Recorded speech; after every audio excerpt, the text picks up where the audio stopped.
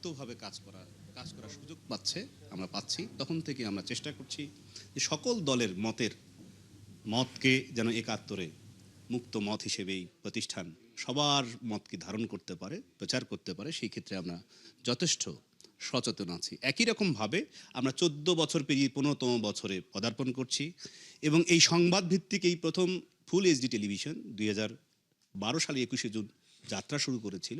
নানান ঘাত প্রতিঘাত পেরিয়ে আমরা 15 বছরে এখন এই 15 বছরে সংসদের বিরোধী দল হিসেবে এবং সেই দলের নেতৃত্ব দিচ্ছেন আপনারা, সেই দলের পক্ষ থেকে আমরা বলতে চাই যে আপনাদের কি প্রত্যাশা সংবাদ ভিত্তিক এই 71 টেলিভিশনের কাছে? ধন্যবাদ। আমি প্রথমেই 71 টেলিভিশনের আজকের অনুষ্ঠান, যেটি দীর্ঘ একটি সময় পেরিয়ে 71 টেলিভিশন আজকের অবস্থানে পৌঁছেছে, তাদেরকে, কর্তৃপক্ষকে, কলাকুশলী যারা আছেন এবং অন্যান্য যারা আছেন তাদেরকে ধন্যবাদ জানাচ্ছি আমার পক্ষ থেকে এবং আমাদের দলের আমির ডক্টর শফিকুর রহমান, যিনি বিরোধী দলীয় নেতা, তার পক্ষ থেকে। একটি সময় ছিল যখন বাংলাদেশে গণমাধ্যমের উপর আসলে একটা বড় ধরনের ক্র্যাকডাউনই ছিল, আর এই পরিস্থিতি থেকে একটা দীর্ঘ আন্দোলন করে আমরা মুক্ত হয়েছি।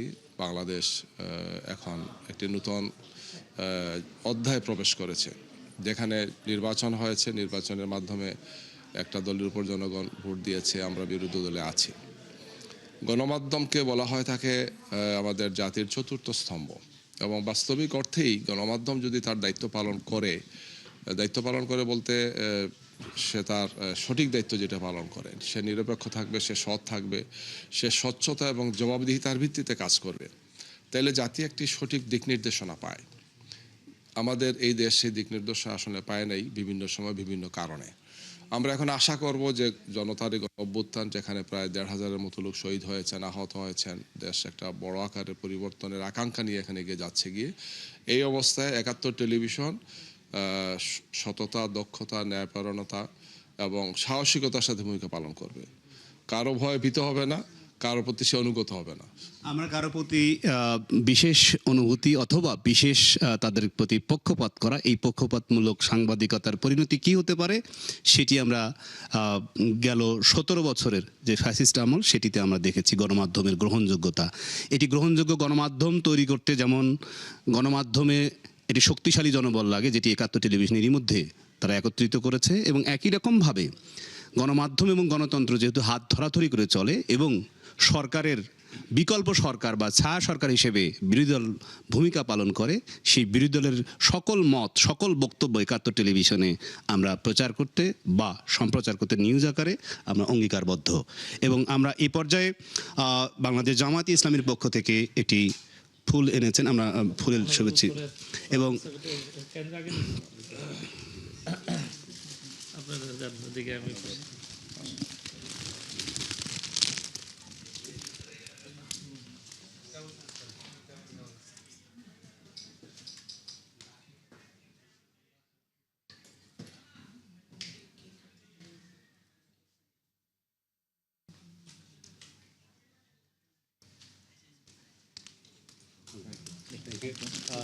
আপনাদের প্রতি কৃতজ্ঞতা এবং আমরা চাই যে বাংলাদেশ জামায়াতে ইসলামী যেন কোনো মিডিয়া যে বিরূপ যদি কোনো মন্তব্য, আমাদের যদি কোনো সমালোচনা থাকে আপনারা তা করবেন, এবং সমালোচনাকে আমরা ধারণ করে সেটা শুধরে আমরা সামনের দিকে পথ চলতে চাই।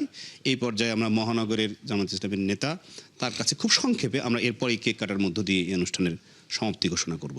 খুব সংক্ষেপে। আসসালামু আলাইকুম রহমতুল্লাহ। 71 টিভির 14 বছর পেরিয়ে আজকে 15 বছরের পদার্পণ।